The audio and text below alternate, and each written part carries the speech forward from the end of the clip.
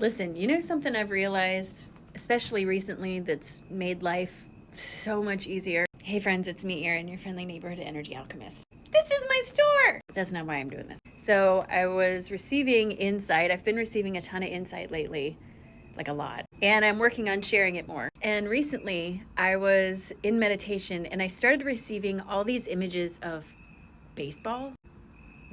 So I'm a Cubs fan that knows nothing about baseball. So at first I was like, I don't get it. I don't understand. When I asked for clarity, what was coming through with this was the idea that baseball players are so superstitious.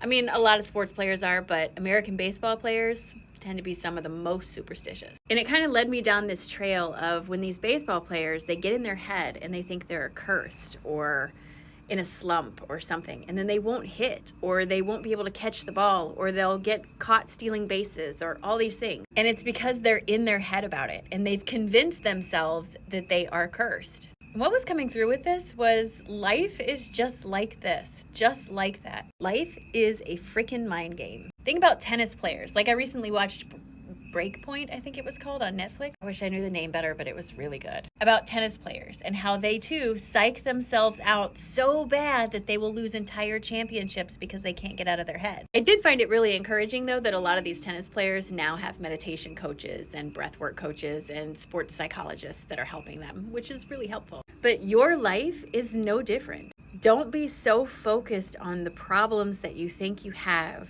that you don't allow the solution to present itself to you. And then don't be so focused on the problem you think you had that you don't allow yourself to take the opportunity to follow that solution just because it doesn't look like what you think it might look like.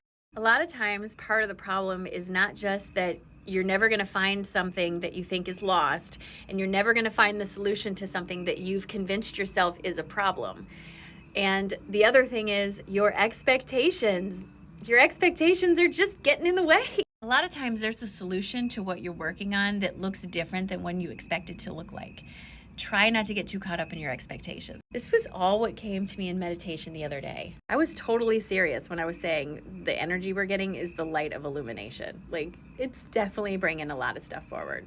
The trick is you have to do something with it. You can ask Source for success, and Source is going to give you opportunities to be successful, but it requires action on your behalf.